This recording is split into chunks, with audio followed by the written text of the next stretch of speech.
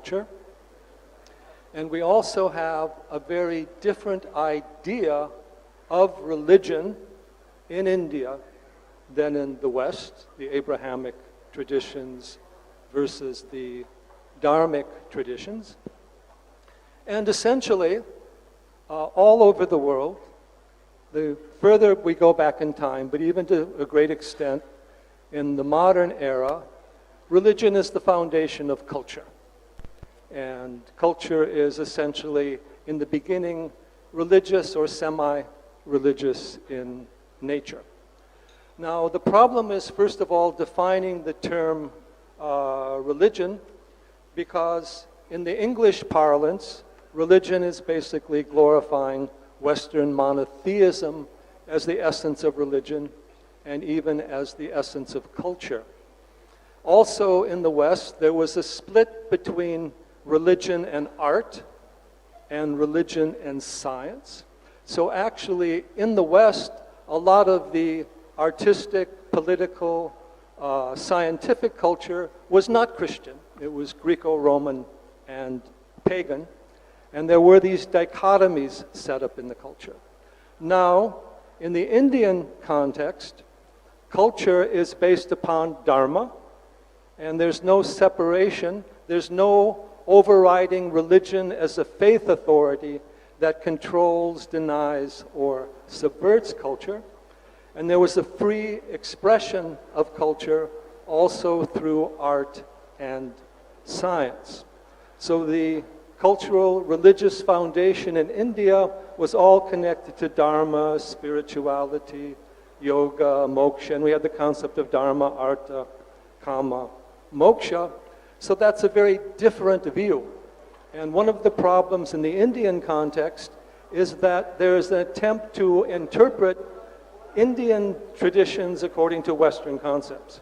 And so when Hinduism becomes religion, when it includes all of culture, then the Hindu art becomes regarded as religious art and is not given also its credit from an aesthetic level, or the Vedic teachings relating to consciousness and science and psychology and awareness also then get reduced to a religious line, and therefore they're also not given their place. So my basic proposition here is that the culture and civilization of India is based upon this deeper yogic, dharmic spirituality that includes aspects of religion, but also transcends them and must be understood in its own right and not simply reduced to the paradigms of Western ideas of religion and culture. And that's why this culture is so unified and enduring, because it has not been broken by particular religious beliefs. And in the West, the religious beliefs aimed at converting and conquering the world. Moksha was not the primary goal. So that is another different view that we must bear in mind, and how to preserve this dharmic spirituality and not have it being cut off as religion, which is what secularists are attempting to do, whether it's relative to history in India or whether it's relative to legal issues in India, and a non-recognition of the value of these traditions for their own right because they have a religious dimension. Even Vande Mataram, these things have been criticized because they're religious, but if we look at it in the dharmic perspective, they are perfectly cultural and open to all. Now, on that basis, I'll be asking some questions. And first, I want to ask Sushri Maria here, how coming from a European background and a Christian background, and seeing that culture, what was it that attracted her or brought her into the Hindu culture and allowed her to see it in a way differently than many Europeans? And what were how she views the difference between the Hindu culture and the European culture? Namaste. Actually, I feel religion is supposed to be about truth. And the religion I grew up with was completely based on blind faith.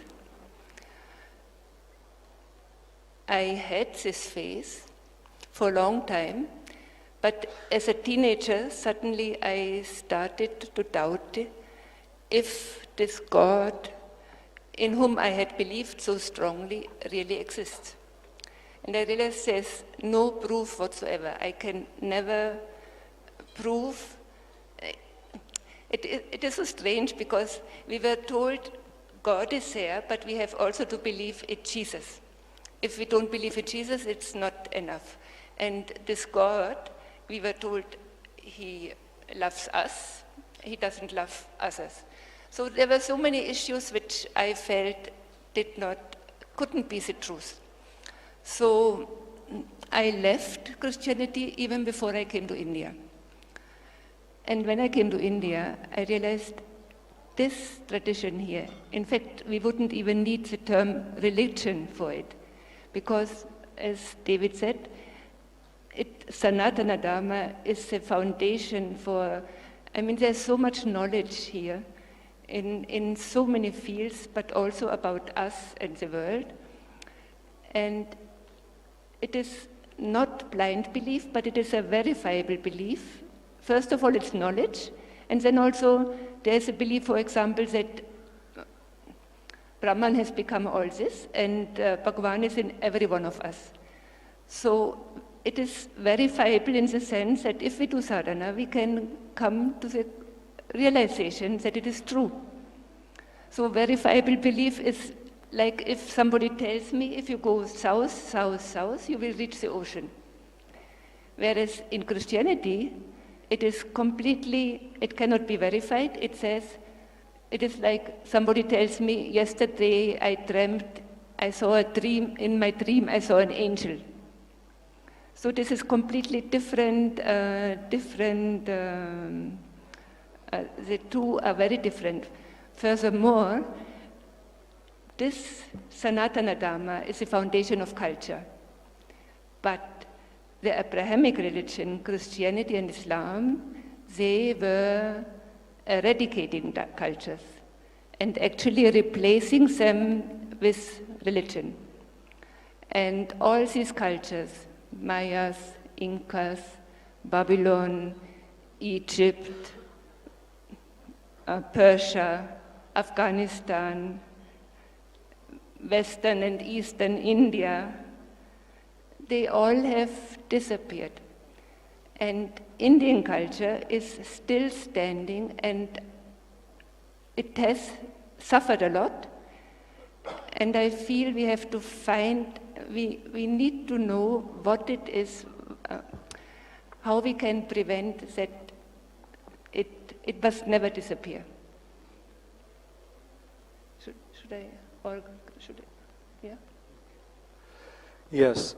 Now, the interesting thing is that the foundation of the Indian civilization, and some may think I'm going too far, is the Vedic Dharmic knowledge.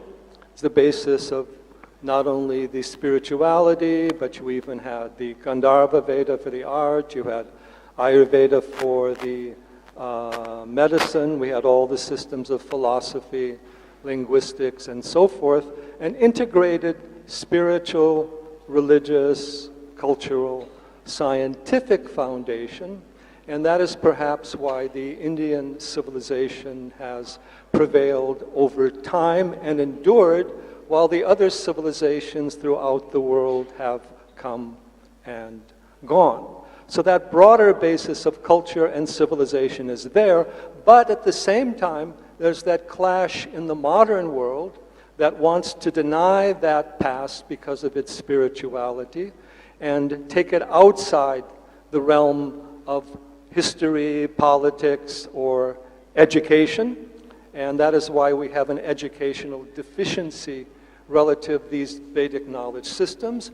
And yet we see people from all over the world, like the two of us, are taking up the Vedic knowledge systems and the Hindu Dharma from a universal perspective relevance to ourselves as individuals, not just simply as part of our cultural heritage or the place that we were born. Now I would like to address Dr. Raju. He's also going to speak on the cultural foundations of science, and we've already heard him eloquently speak on a number of things. But the point I would like him to address relative to us here is that essentially a religious or spiritual foundation precedes science in India, but it doesn't exclude science as it did in the Christian world. So how you view the relationship of culture and religion to somewhat relative to science. I know you're going to speak upon science more directly, but how science and religion come together are based their commonality at the foundations of Indian culture. If you will excuse me, I came with a prepared talk, and I would like to, how does this mic work? I would like to stick to that.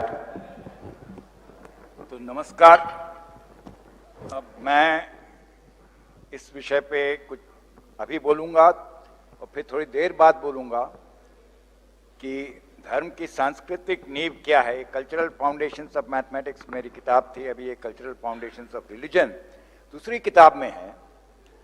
11 pictures of time, जैसे संजय जी ने आपको कल बताया कि ये काल की अवधारणा जो है वो इसके लिए बिल्कुल अहम है हमारे को धर्म समझने के लिए। और मैं खाली हिंदू धर्म की बात नहीं कर रहा हूँ, चाहे बौद्ध धर्म हो चाहे इस्लाम धर्म हो, ये काल की अवधारणा जो है बहुत ही महत्वपूर्ण है। और जो वैल्यू सिस्टम की बात करते हैं, एथिक्स की बात करते हैं, उसके लिए भी। अब सबसे पहले मैं कुछ चीज़ें साफ कर देना चाहता हूँ, क्योंकि इस पे बहुत कन्फ्यूजन होता है कि हम मज़हब की बात कर रहे हैं, ये क्या सिर्फ विश्वास की बात है, क्या सिर्फ भक्ति की बात है। और ऐसा हमने पश्चिम से सीखा है, religion is a matter of faith, is it? So ये एक चीज़ है। दूसरी चीज़, हम बोलते रह रहे हैं यहाँ पे कि धार्मिक है, एब्राहमिक है, लेकिन जब भी हम धर्म की बात करते हैं, हिंदू धर्म की बात करते हैं, हम कोई ग्रंथ को बीच में ले आते हैं, धर्मशास्त्र को ले आते हैं, वेद को ले आते हैं। तो ये क्या ग्रंथ पे आधारित होना जरूरी है क्या? और अगर है तो हम ये क्या बात कर रहे हैं, ये धार्मिक और एब्राहमिक की? तो अगर ग्रंथ पे आधारित है तो ठीक है, हम मान ले कि हम वैसे ही हैं, और अगर नहीं है तो बताएं कि क्या फर्क है। और ये बात कोई नहीं बताता है, तो इससे मेरे को बहुत तकलीफ है, क्योंकि ये आस्था किस पर टिकी है? ग्रंथ पे टिकी है। हमारी ग्रंथ के प्रति भक्ति है, ग्रंथ के प्रति आस्था है। अच्छा, ये एक चीज हो गई। और दूसरी चीज ये हो गई, क्योंकि हमेशा लोग ग्रंथ की बात करेंगे, अब ये ग्रंथ को समझने के लिए क्या चाहिए? क्या हम केवल उसमें जो लिखा है वो पढ़ लेंगे और बोलेंगे यही सत्य है, कि हमको उसका कॉन्टेक्स्ट भी देखना है? इसे उदाहरण दे देता हूं। उदाहरण दे रहा हूं कि मान लीजिए हमारा गणित पे कोई संस्कृत में ग्रंथ है। अब मैं बुलाता हूं संस्कृत पंडित को और बोलता हूं भाई प्लीज मेरे को ये समझा दो।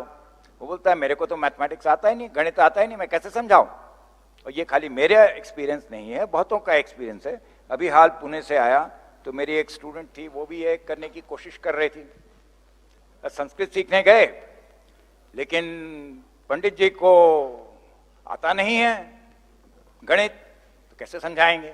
ये मेरा भी एक्सपीरियंस रहा है। मेरी भतीजी थी, पीएचडी है संस्कृत में, उसका हस्बैंड भी पीएचडी है संस्कृत में। मैंने केवल एक शब्द का अनुवाद मांगा, एक शब्द का, आर्यभट्टीय में, वो नहीं दे पाए। तो ये जो प्रॉब्लम होता है, जो मैं टेक्स्ट की बात कर रहा हूं, ये सवाल है शब्द प्रमाण का। और हिंदुस्तान में बहुत सारे रहे हैं, धर्म रहे हैं, जैसे बौद्ध धर्म, जो कि शब्द प्रमाण नहीं मानता है। तो क्या हम धर्म की व्याख्या कर सकते हैं बगैर शब्द प्रमाण के, ये बात है।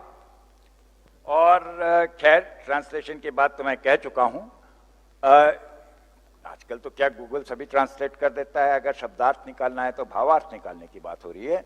और अगर भाषा ही सब कुछ है, मान लीजिए हम बाइबल को लेते हैं, तो ये किस भाषा में समझेंगे? अरामाइक, इब्रानी, या फिर हम उसको यहूदी भाषा में समझेंगे, या किस भाषा में समझेंगे? यूनानी में समझेंगे, या लातिनी में समझेंगे, या अंग्रेजी में समझेंगे? तो बहुत सारी भाषाएं आ गई बीच में और इसमें प्रॉब्लम आ जाता है। अब ये जो बात रही विश्वास की, हम विश्वास और अंधविश्वास में कैसे फर्क करेंगे? अगर कोई कहता है, जैसे कल कहा गया इस मंच से, कि आप उड़ सकते हो हवा में, योगी बन जाओ, उड़ सकते हो हवा में, आप विश्वास कर लेंगे? ये क्या है, विश्वास है कि अंधविश्वास है? तो ये जानना जरूरी है। और अगर हम इसमें फर्क नहीं कर पाए, तो खास तौर से जब आस्थाएं टकराती हैं, और ऐसा टकराव हिंदुस्तान में बहुत साल से हुआ है, अगर हम उसको आस्था मानते हैं तो दो आस्थाएं टकराती हैं, तो हम किसको मानेंगे? अब ये एक और बात आ गई कि विज्ञान कहाँ आता है? हम कहते हैं विज्ञान पश्चिमी है, हमको नहीं चाहिए। अरे पश्चिमी थोड़ी ना है, हिंदुस्तान में क्या विज्ञान नहीं था? बहुत सालों से था, पश्चिम में आया, उसके बहुत पहले से था विज्ञान। तो हम ऐसा कैसे कह सकते हैं कि विज्ञान है पश्चिमी है? तो विज्ञान पश्चिमी नहीं है, और हमको विज्ञान भी ज्ञान है, और इस ज्ञान को और धार्मिक ज्ञान का क्या मेल है? मैं नहीं मानता ये जो बात कही जा रही है स्पिरिचुअलिटी की, मैं नहीं मानता। मैं सोचता हूं कि हम हिंदुस्तानी जो थे बहुत ही प्रैक्टिकल थे, और ये बात कि अलग अलग किस्म के ज्ञान का आपस में क्या संबंध है, तो हमने कभी अलग अलग किस्म के ज्ञान नहीं बनाए। जैसे कि पश्चिम में हुआ कि church is a matter of faith, भक्ति की बात है, आस्था की बात है, लेकिन विज्ञान में आप करेंगे, आप प्रयोग करेंगे और प्रत्यक्ष प्रमाण देखेंगे।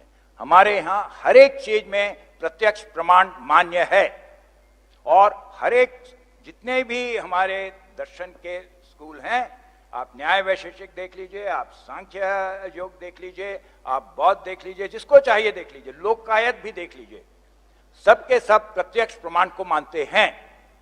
तो ये प्रत्यक्ष प्रमाण पर आधारित है हमारा धर्म, और हमने कभी ऐसा कंपार्टमेंटलाइज नहीं किया कि ये विज्ञान इस कंपार्टमेंट में जाएगा, इस खाने में जाएगा, और ये धर्म दूसरे खाने में जाएगा। तो हमें दोनों के बीच में जब टकराव होता है तो हमको करना चाहिए, और अगर है तो हमें समझना चाहिए, क्योंकि ये अलग अलग खानों में नहीं बटा है। और एक उदाहरण मैं दे दूं, इसके ऊपर मैंने लिखा है अभी कि प्राचीन भारत में जो साइंटिफिक टेम्पर की बात करते हैं, was there scientific temper in ancient India, ये प्रिंट में छपा है, आप गूगल कर लीजिए, मिल जाएगा। तो मेरा ये कहना है कि जो प्रायोगिक विधि है, जिसको कि हम एक्सपेरिमेंटल मेथड कहते हैं, ये अपने बेकन से नहीं शुरू हुआ। बेकन से बहुत पहले, 2000 साल पहले पायासी, और इसका जिक्र हम पाते हैं दीघ निकाय में। और ये मैं ये नहीं कह रहा हूं कि उसमें आस्था रखें, वो उसमें 30 प्रयोग बताए हैं। किस पे प्रयोग किया? आत्मा होती है या नहीं, उस पे प्रयोग किया।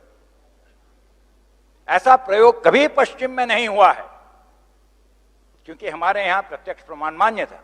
जैसे कि अभी आत्मा के बारे में जानना चाहता है, पायासी बोलता है कि भाई ये आदमी मरने वाला है, अब उसका गला घोट दो, पहले उसको वजन करो, गला घोट दो, और फिर दोबारा वजन करो।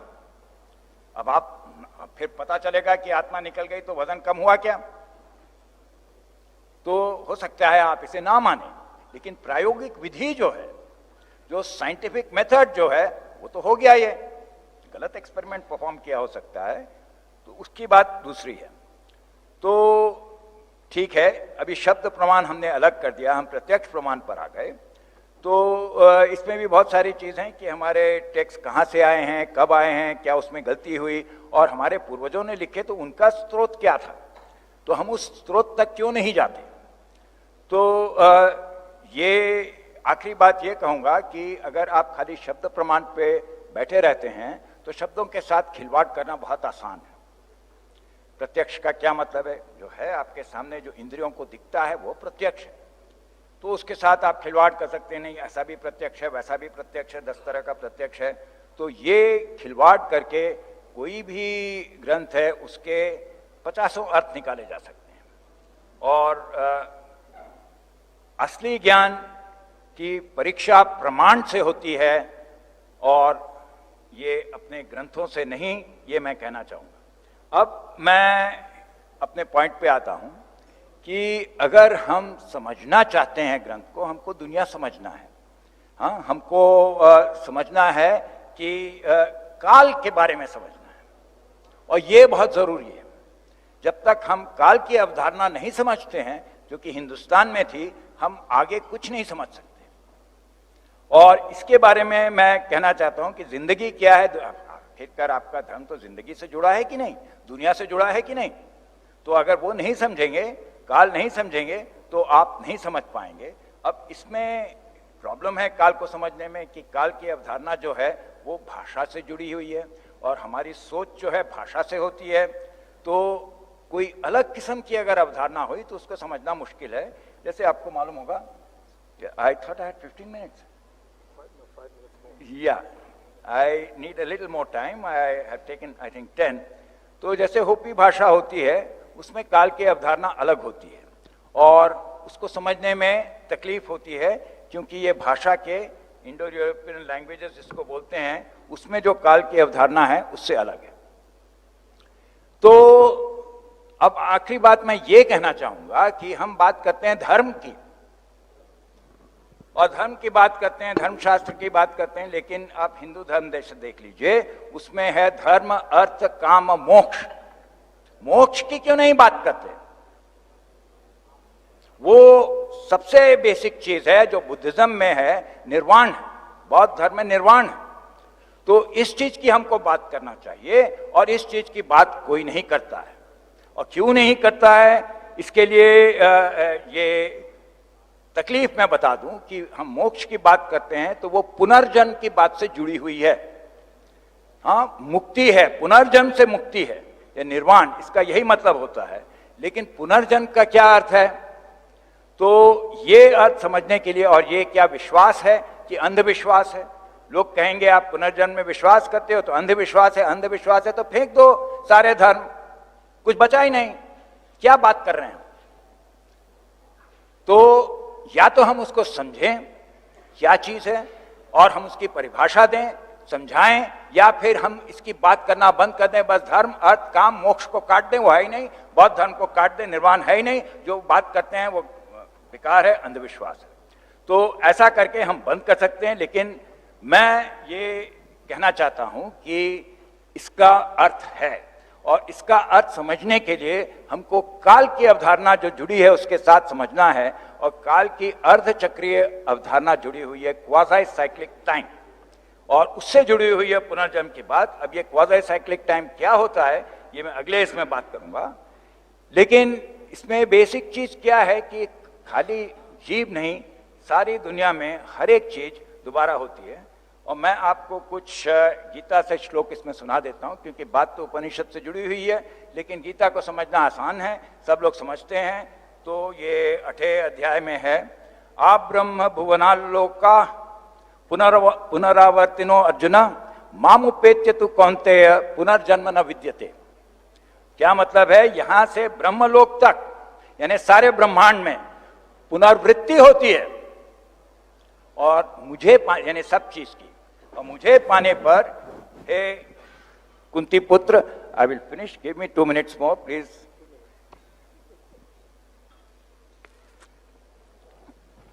Time is important and I am talking about time, but the clock time is not important.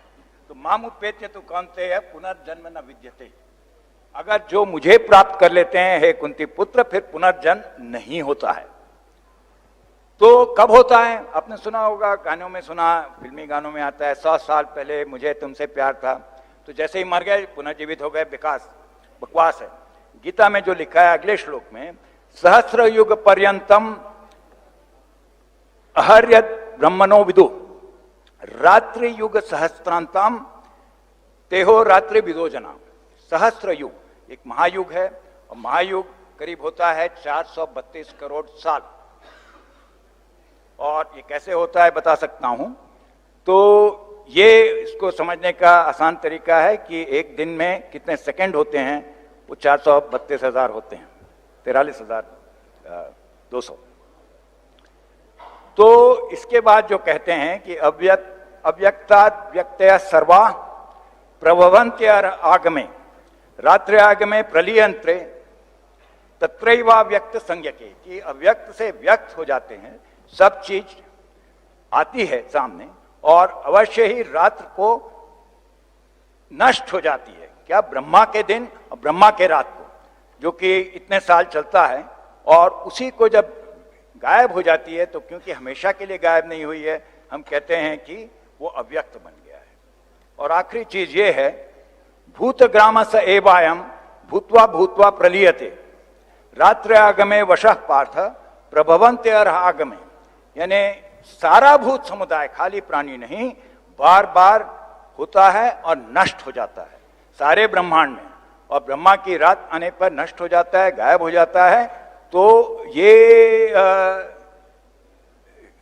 क्या हो सकता है विज्ञान के रूप में, क्या विज्ञान से संगत है? तो इसके बारे में मैं अगले इसमें बात करूंगा, क्योंकि अगर हम पुनर्जन्म नहीं समझते हैं, अगर हम उससे जुड़ी हुई काल की अवधारणा नहीं समझते हैं, तो हम बकवास कर रहे हैं धर्म के बारे में। और वो बकवास किस आधार पे कर रहे हैं? कोई हमारे को ग्रंथ है, वो ग्रंथ का शब्द प्रमाण मान के, जो कि बहुत सारे धर्म नहीं मानते हैं हिंदुस्तान में, उसकी बात कर रहे हैं। तो अगर हमको करना है, इसी तरह से करना है, दूसरा कोई तरीका नहीं है मेरे हिसाब से। धन्यवाद। Thank you, Dr. Raju. One of the deciding cultural, religious points in India that's been causing a lot of issues is this idea of sarva dharma samabhava, and all religions being one or the same or of equal value. And we have a situation in India now where the majority religion, namely the Hindu dharma, if Hindus criticize Muslims or Christianity at a theological level, they are considered to be intolerant or aggressive. But the same communities, the Islam and the Christians, are actively seeking to convert the Hindus. So here some issues come up. One, if all the dharmas are the same, what is the religious foundation of the Indian culture? Obviously, there is something very unique here that is not found either in the Christian or Islamic world. And it is also translated into a situation in which we really do not find commonly available or commonly understood a Hindu critique of other religions. In fact, what happened with the independence movement is the independence movement began at a time of the Hindu Renaissance. But the Hindu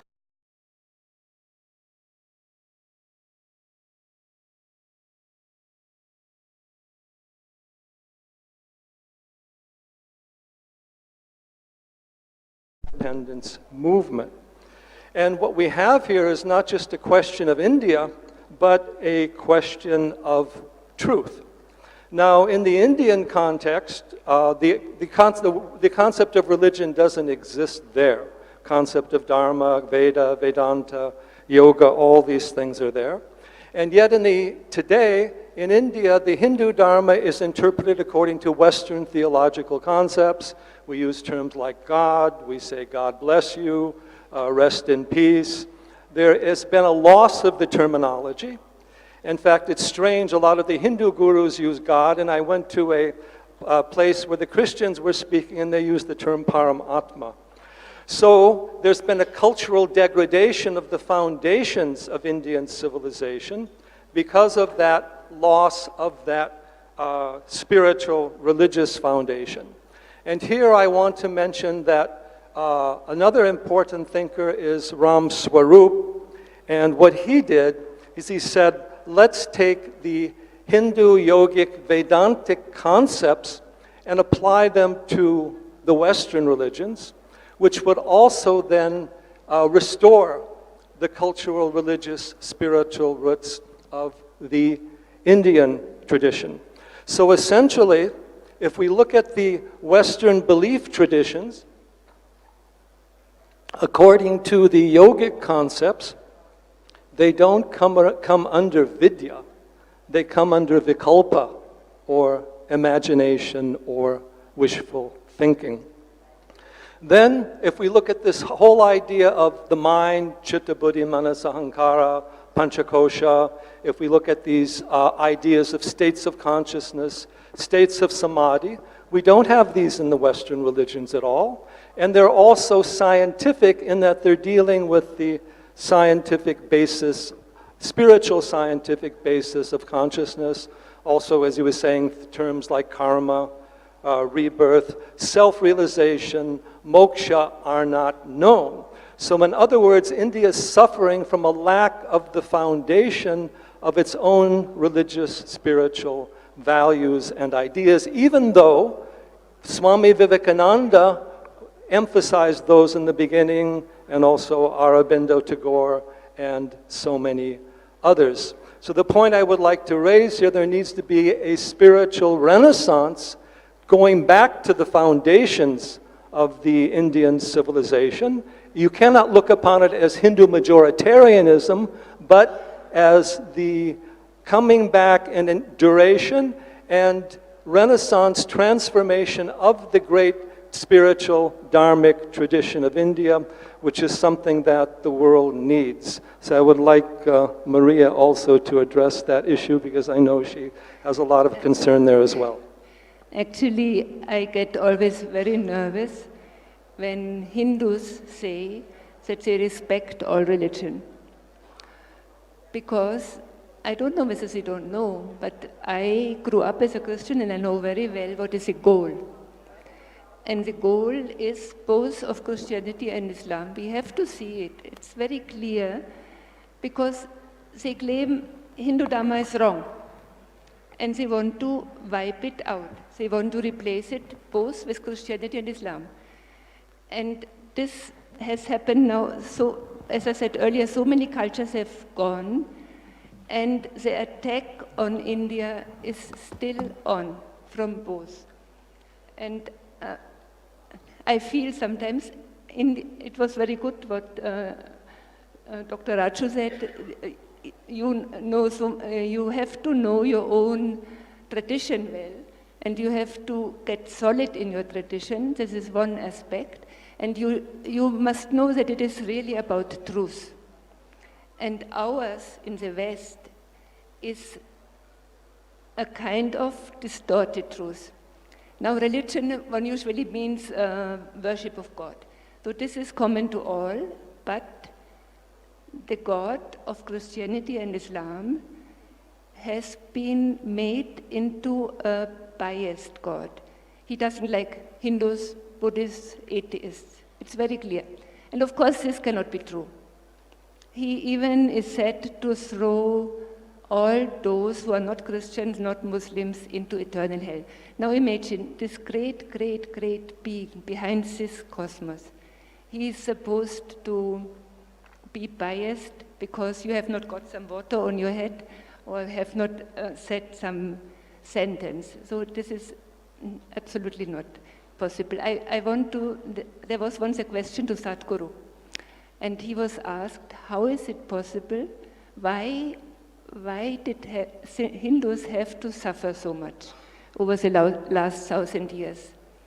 And he said something like, the reason is that they did not analyze, they did not know the enemy. They did not clearly analyze who is the enemy. And I feel this is still lacking in India, and Hindus did not do their job in.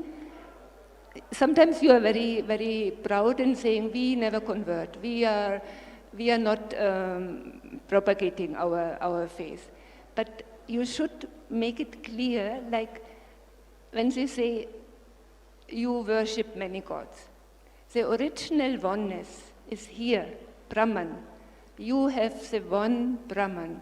And Christianity took the one God, and afterwards Islam took Allah, and we have only one God, but it is not true. I mean, so you should be aware that spread the knowledge that Bhagwan is really in everyone. Second, let's debate about rebirth. Rebirth makes so much sense. The whole Indian tradition makes so much sense. If rebirth is likely, then Christianity and Islam they cannot stand anymore, because they are so much built on this one life is a test, and afterwards you go to heaven or to hell. So I feel you should know, you have to know that it is not so well-meaning what Christianity and Islam feel towards Hindu, and not at all. And in the 70s, when I was studying, it was still allowed to say that Christianity, Islam, and communism were the main killers of human beings on earth. Now, if you say this, then basically they say it's Islamophobia, don't say this. But it is true, and we have to flag it, and nobody can declare without any substance that Hindus go to hell. And these two religions really declare. And it is outrageous, actually, isn't it? So I am very concerned that Hindus are not aware of the danger. And there's a big difference on Hindu Dharma on one side, which is it's completely different. And Christianity and Islam on the other side, which are basically power structures and power ideologies. And I sometimes think, can we, like Pakistan, Saudi Arabia, IOC, they went to United Nations and they want to ban criticism of Islam. Can Hindu leaders go and say, look, it is not acceptable that children are indoctrinated into hating others, those who are not belonging to their faith. In one sentence, in Germany, the police was saying once, in German schools, small boys, they were telling their German classmates, migrant Muslim boys, they were telling their German classmates, I'm not allowed to play football with you, but when I am big, I will kill you because you are a kafir. So it's serious, and I feel we need to be aware, and we have to be solid also in the knowledge what Hindu Dharma really is about, and spread it also. Thank you. Thank you. As you can see, this is a very vast topic, and we can only touch certain aspects of it. And we're already to the question period, and we have a number of questions here. So I'm going to go through these. First question, is there evidence that humans are slowly evolving beyond religion, particularly fundamentalist approaches to religion? And that is by Rishabh Joshi. And since it's addressed to me, I'll try to answer it. As human beings, of course, there is a development of culture, there is a development of civilization, science, technology. At one level of the global communication, we are being exposed to many religious and spiritual teachings that gives us the ability to move beyond the old boundaries. At the same time, we have a lot of the media and the technology that can enforce and control the old boundaries. So we see that the fundamentalist approaches are also using the technology. So the point I would raise here is that if we want to evolve beyond religion to true spirituality, that is where the dharmic traditions help us, and the global spread of Hinduism, yoga, Vedanta, Buddhism, all these things helps us in that direction. But there's an opposite direction, so we need to have India at least revive its dharmic traditions so that it can be the Vishwa Guru, and also bring that deeper spirituality, because there is none of that regressive orthodoxy in the philosophy, theology that we have behind the Sanatana Dharma. Next is a question by Bharat, and this can be addressed to Maria. Religion, well, this is a very similar question. Religion has changed the human behavior at a very large scale, but still, why are we losing fundamentals of religion and language? Is this because of misinterpretation or disconnect within us? And I think here they mean more religion in the spiritual sense. Okay, not. I was just thinking fundamentals of religion. In India, I don't like to use the word religion even for India. It's really about knowledge. And the knowledge which is here was so tremendous. And the rishis were never proven wrong. If it was even about the age of the universe, or that all is interconnected and Brahman has become all this, our Atman is one with consciousness. When I was in 20 years I spent in spiritual India in ashrams, and at that time I used to think every Indian knows about his great tradition, and I realized it's not the case. So I feel maybe if temples can teach again, if people are getting interested, we have to share, we have to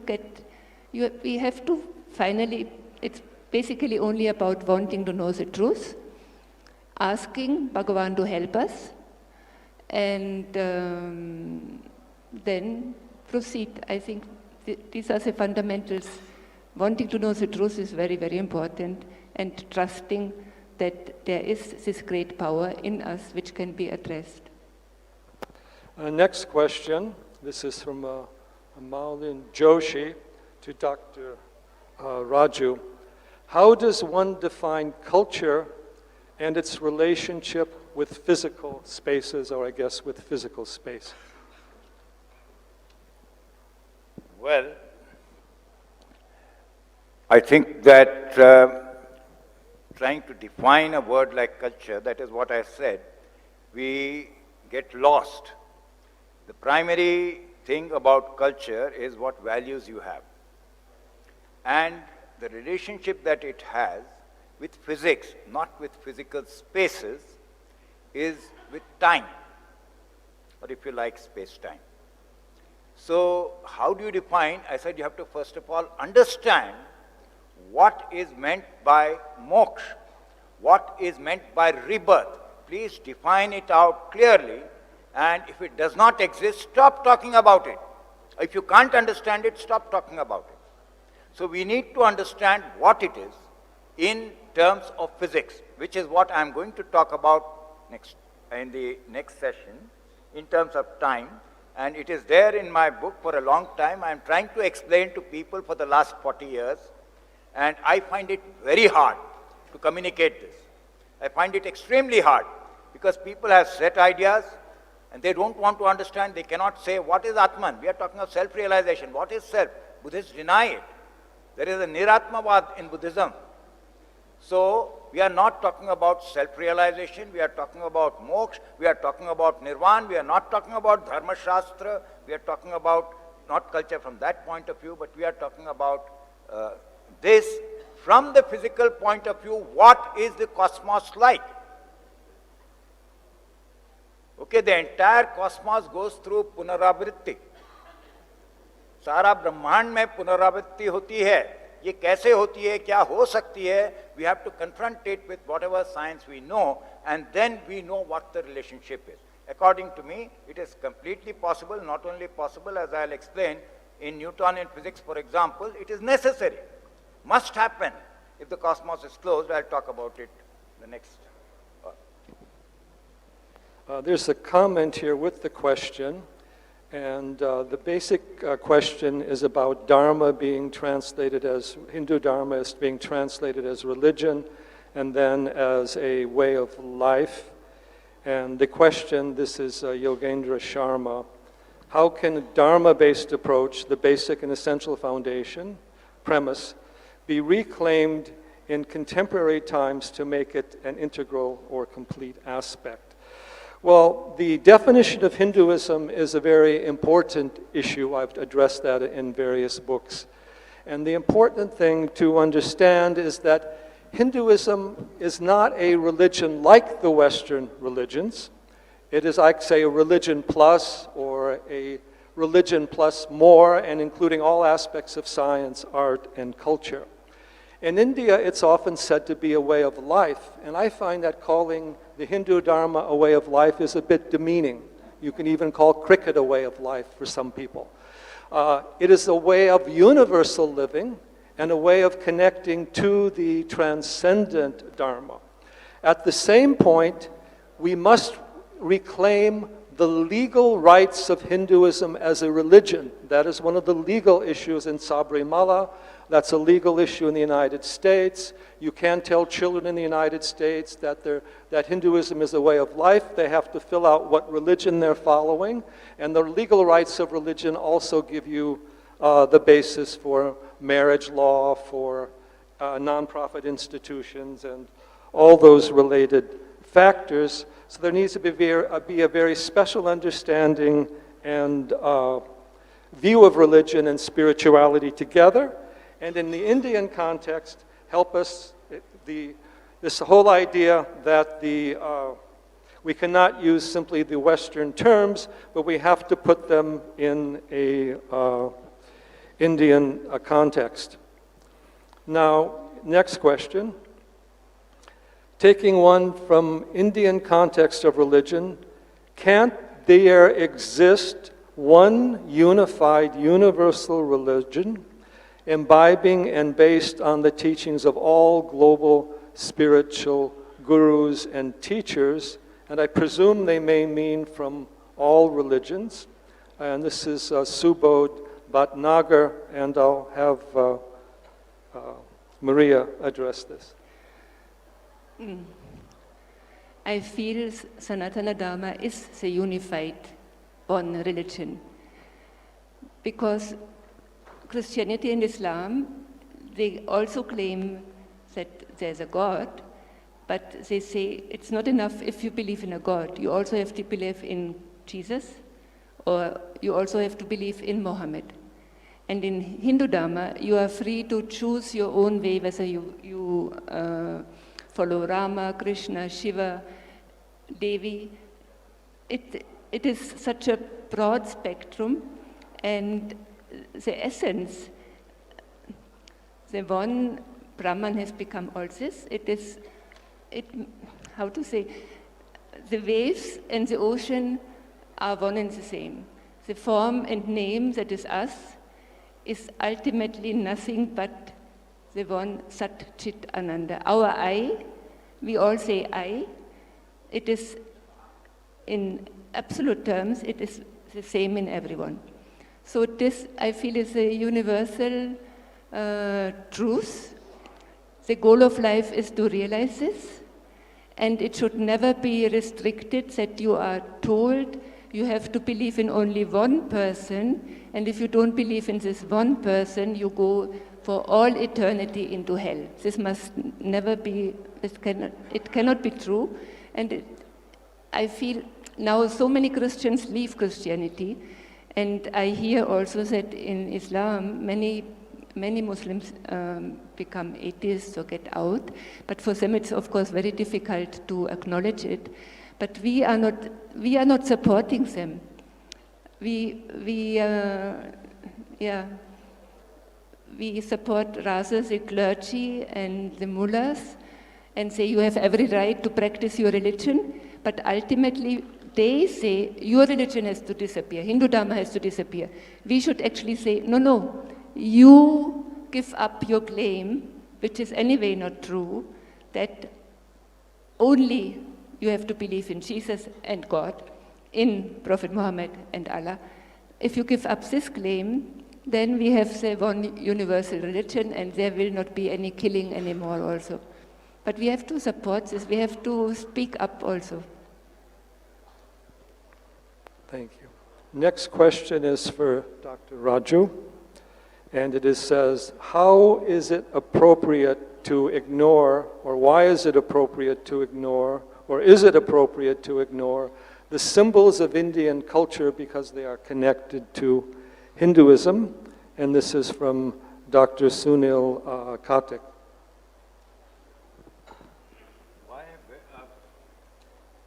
Where have I ignored them? I mean, unless you are thinking that you have to understand what Hinduism was. For example, temples. Are they a symbol of Hinduism? Idols, are they a symbol of Hinduism?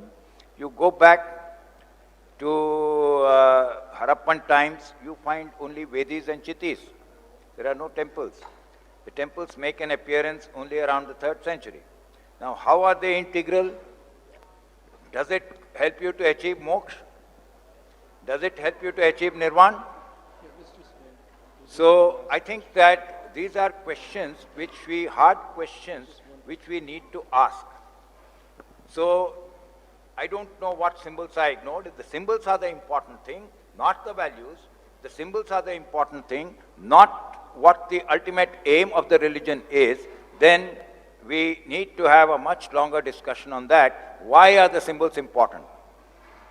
Just because ritual is important, one of the definitions that Toynbee gives for religion is that the important thing about religion is not belief, but participation in ritual performance.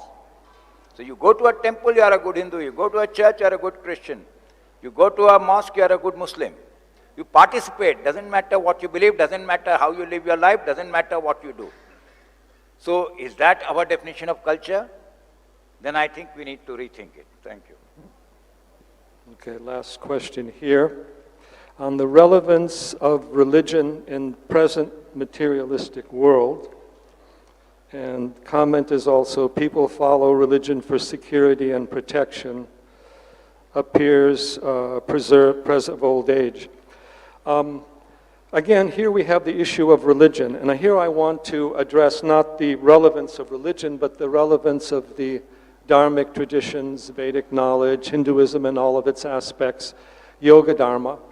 Today, we have this information technology coming everywhere, programming the mind, affecting our outer lives.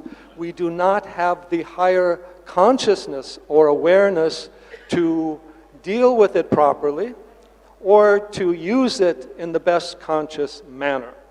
So my contention is very simple, that these dharmic traditions and their understanding of higher consciousness, consciousness beyond the mind, consciousness beyond the intellect, beyond information, that is what we need to use this technology properly, or this technology may end up overwhelming us, destroying the organic roots of life, and even us, we see how it's negatively affecting the psychology, drug-based medicine, and so many things. So what the basis of the Indian civilization through the spirituality, whatever you want to call religion here, is that there is a higher science of consciousness beyond simply religion as belief or faith.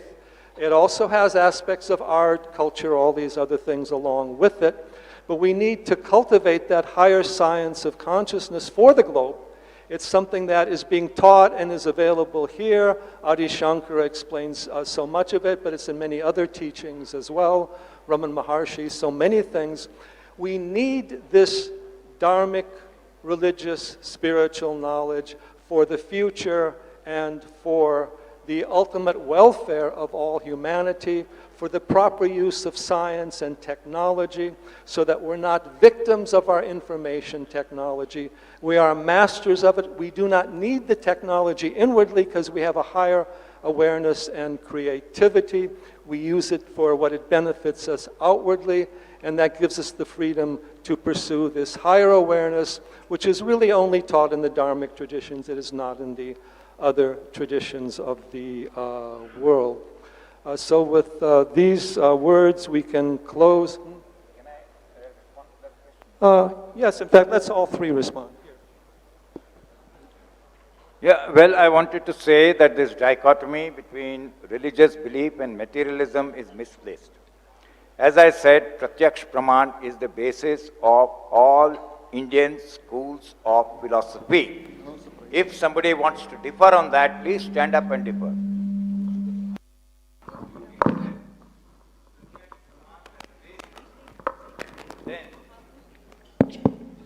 You no longer have this idea of spirituality versus materialism. Indian philosophical tradition is materialistic. So there is no contradiction or there is no incoherence of any sort. Even if we are talking about Atman, spirit is what? Atman? What is Atman? It is something being reborn. What is rebirth? Please explain, and it can be explained materially, it can be understood materially. I just gave you quotations from the Gita. In case you don't understand it, you need to have a context as well, and you have the text everywhere. This is the understanding that the cosmos goes through repeated cycles, and that is how you are reborn. I'll talk more about it. We'll now announce the... Maybe just briefly, when I think of Germany, which many Germans have lost faith in their religion. In Berlin, there are now only 25% are registered Christians. And what I notice is especially older people are very unhappy. And so many are dement also. And I feel the lack of truth, not so much religion, but the certainty that there is some great power, Satchitananda, something in me to which I can connect. It is not only helpful, because it is truth also, but it is necessary for people to stay sane also. I feel religion is a wrong way, but a connection to something which is greater than us, greater than our body and mind, will help us will help us. Press the bell icon on YouTube and don't miss another update.